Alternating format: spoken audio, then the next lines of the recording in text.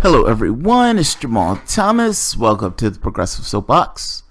So guys, I want to thank Eleanor Goldfield for coming on to the show. It was a good conversation.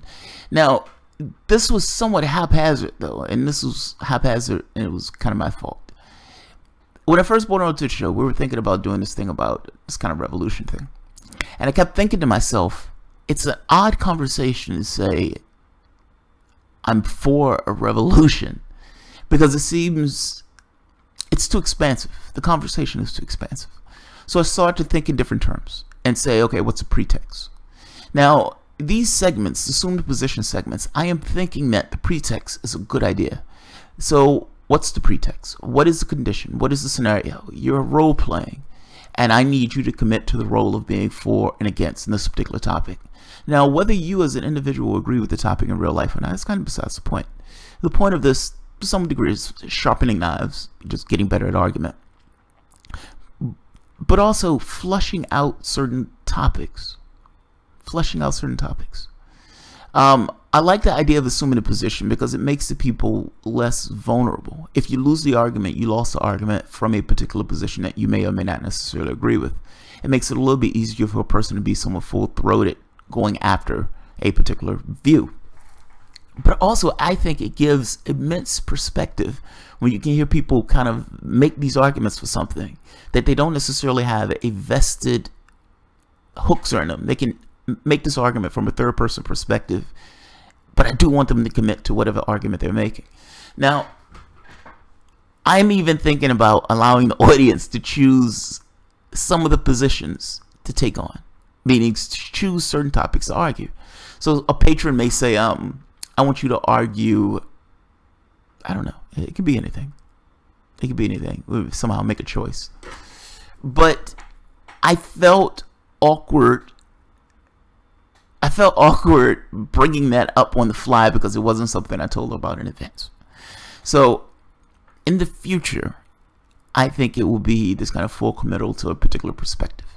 Now, the odd part is, or an interesting part in the conversation, I still think we got around to kind of making our points, even though they were done in this kind of discussion in somewhat soft way. The main point of view that I kind of want to highlight are the strongest arguments on both sides. I want it.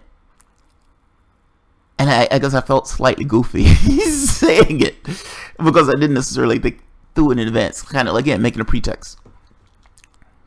Two people are in a room, or a group of people in a room, and they're saying to themselves, something needs to be done.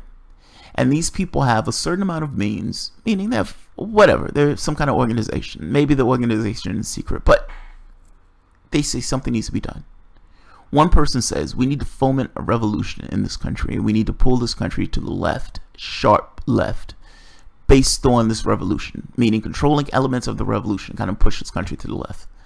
The other person says, whoa, that's unpredictable. And that's not necessarily a good idea, particularly if there's any means of having a political solution. That was the pretext that I wanted to do this under.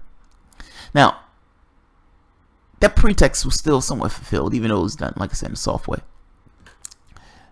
But I think the two strongest arguments for this. Now, assume for the moment that the person who's for, meaning me, make this case of, look, you can foment this, and the way you do this is setting up incidents all throughout the country, and in areas where you know is hotspots, meaning things that you know have popped off before, and things where you know that in the country where certain elements in the country are somewhat sensitive. Create a pretext. Put someone there to make something take place. So maybe you want somebody to get shot by a cop. God forbid. Maybe you want a situation where somebody is beat up by a cop. Let's say they're not shot. Let's say the person is doing something. The person gets beat up by a cop. You have all these other people who come out and join in because previous police action. All right, you've created an incident.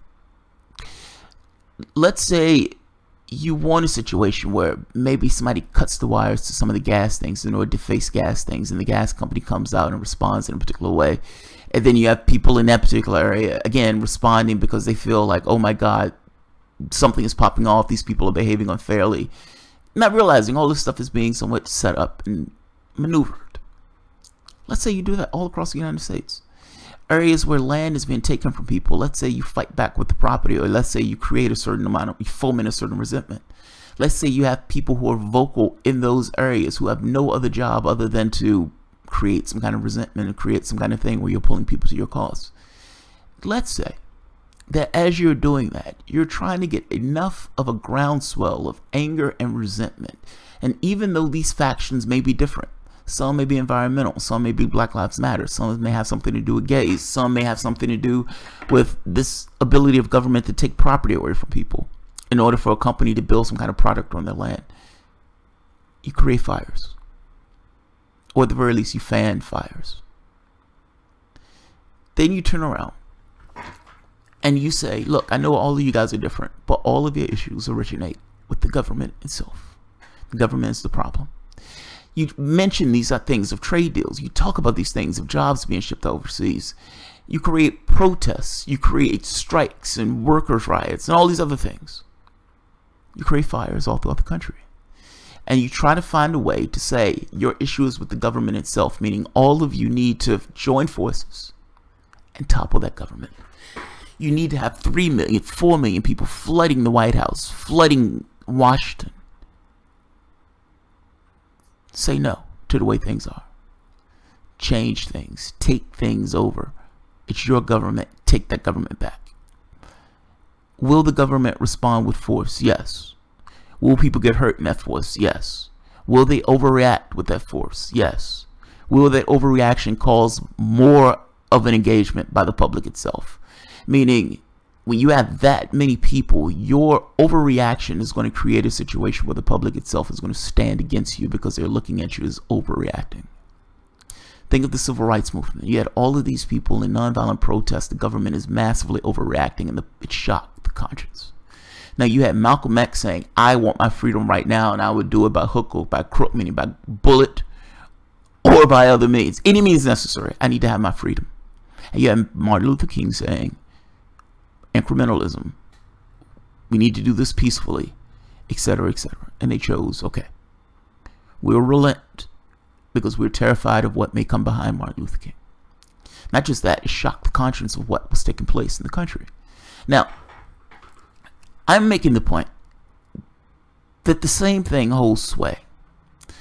As long as we believe that it's okay for police, meaning the government, to use force, and the government's use of force is somehow justifiable because the government is somehow the authority, the moment that the public no longer looks at the government as authority, no longer looks at them as having legitimacy, the justification for force loses value, meaning the public standing up and standing against that force is seen as being the correct action at that point. Now, you're not going to get everybody on your side. And if you're being violent, you're going to create problems. The goal in this is not to be violent when you're doing this type of protest. Will there be elements that will be violent? Yes. Will the government use elements to try to foment a certain amount of violence in that protest? Yes. But you yourself are using those protests and using that anger and resentment towards the government for your own ends. The government is going to respond in some particular way. So that's understood. My point is, or the point that I was trying to make in the argument, and a point I think Eleanor somewhat agreed with me on, even though I don't think she would have went to the lengths of the person who's making the argument. Well, I'm making the argument, but you know what I mean. It's not fully my argument.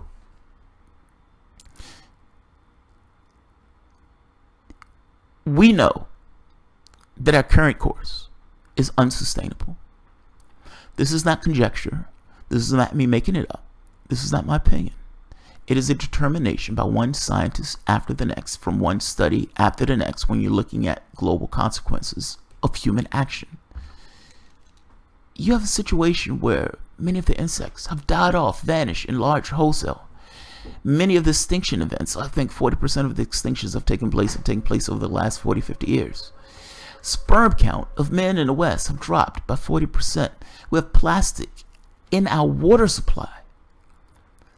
In many of the Western nations, including the United States, 90% of the tap water that was tested has plastic in the water. You have plastic in your salt, particularly when you're talking about sea salt. You have metric tons of plastic in our oceans. That's not even getting to the point of climate change. Meaning, what we're doing in regards to the amount of carbon that we're pumping into the atmosphere, A, it's lowering the nutritional density of our foods Think about that. What we're doing is lowering the nutritional density of our foods. The hurricanes are getting worse. The weather events and weather phenomena are getting worse. There are going to be certain parts of the country that are soaking back into the ocean. Think of, even from the standpoint of our habitable environment, what we do within regards to the way we do our food production destroys our habitable space, destroys our environment. Animal agriculture and oil production are two of the main drivers of climate change. There's some scientists who are talking about the jet stream shutting down because of the behavior or the things that we're doing on this planet. We're losing our habitable space. Scientists, these guys who build all of these things for us, who explain our world to us, are telling us that we are on a collision course with disaster. We are at a catastrophic point in human history where we can destroy and destabilize life on a global scale. Understand what I'm saying. This is not me believing. This is not me making it up. This is the determination by scientists who deal with physical matter reality. This is not new agey. This is not talking about these ideas of spirit or what is reality. Physical matter reality. They do a pretty damn good job with experimentation and looking at the experimentation, and the majority of them are looking at the same. We are headed for disaster. If you know we are headed for disaster, even taking out the ecological disaster that we're talking about, even on a human scale, we're making lives harder and harder for the people in our particular country. And the societal model that we ourselves have decided to range ourselves with is a Ponzi scheme. There is a vested interest in the people to maximize profit, even at the expense of the society as a whole. So yes, the oil company is going to do what it needs to do to maximize its profit, even if that destabilizes the ecological habitat that we exist on. Profit matters more than the actual physical matter reality, than our actual environment, than actual society itself. So yes, it's okay for somebody to have $40 billion and yet have a slew of people still living on the streets. Yes, it's okay to have people with massive amounts of incomes and yet have gross degrees of poverty in this country. It's okay for us to spend $1 trillion on a military budget to go out and kill and murder other people around the globe, even though we can't necessarily supply college for the kids or health care for the citizens of this particular country or build infrastructure that's not falling the fuck apart. We have a problem in the way we organize ourselves. We have a problem, and that organization itself is A, destabilizing the globe itself, our habitable space in the world, and destabilizing society itself.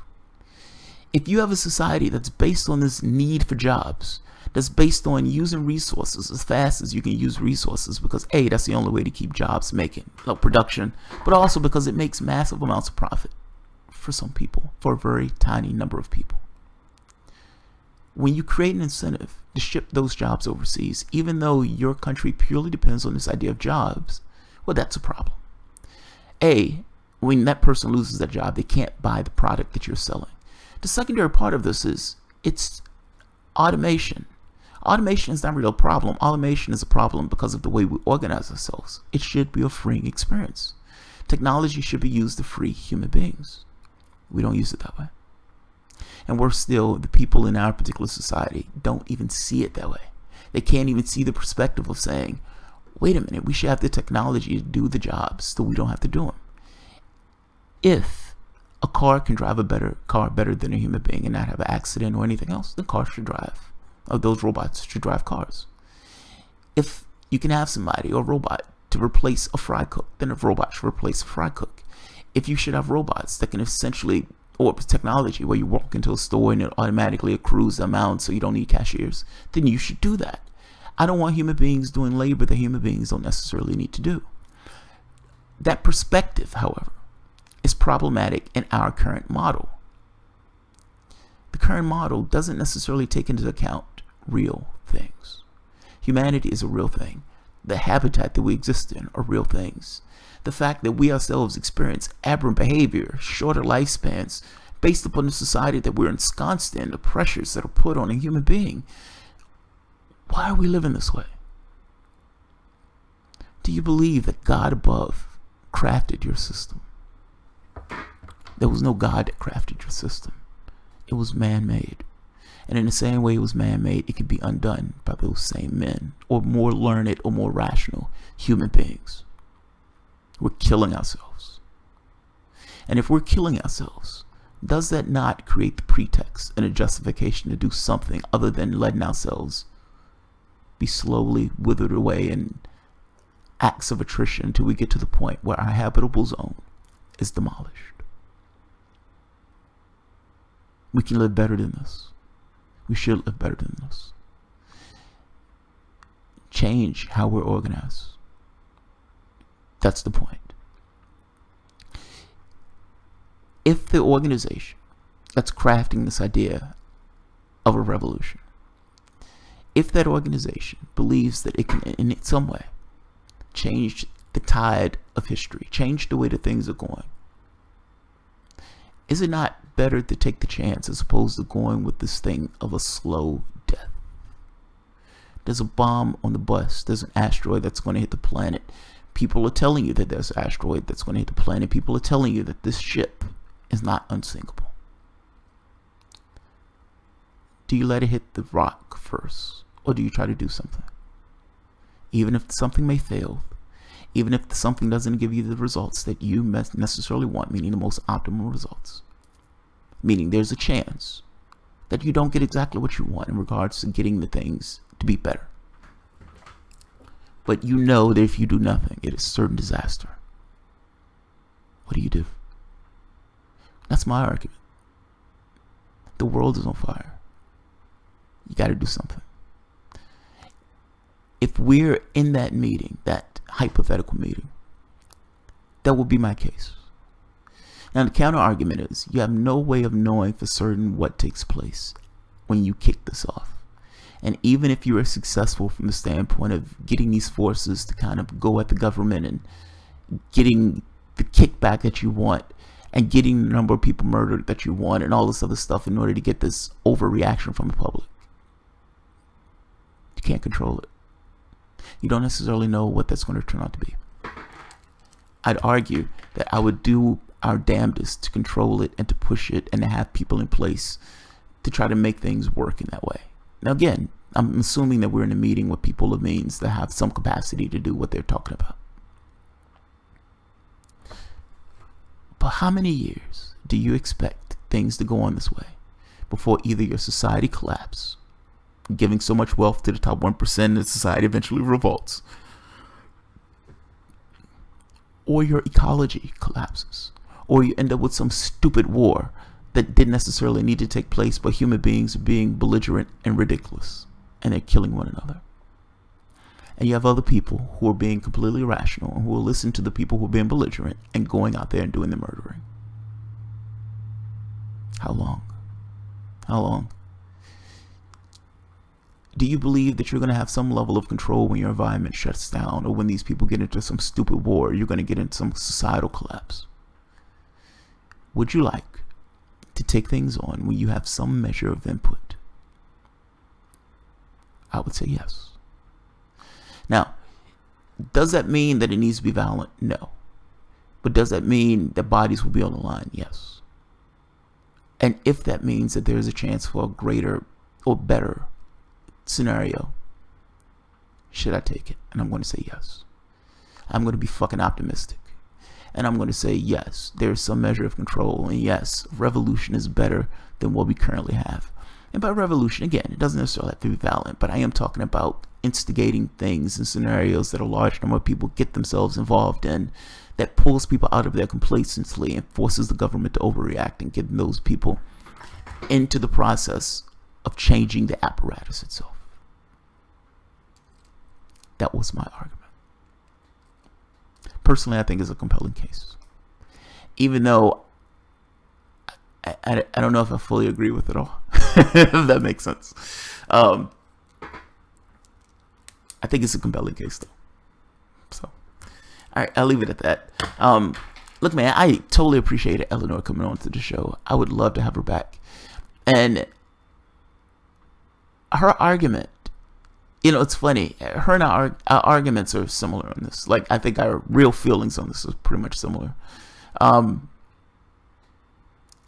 But she makes a good case. Like the case that she made essentially was, look, you don't know how this is going to turn out, and are you willing for Bob or your friend or your someone else to get murdered and dragged through the streets in pursuant to that revolution? I would say there are different types of revolution. It doesn't necessarily have to be this kind of violent thing. And yes, I understand that there are going to be certain people who get injured and killed and everything else. But again, it's this thing of, you know what's going to take place if things go the way they are.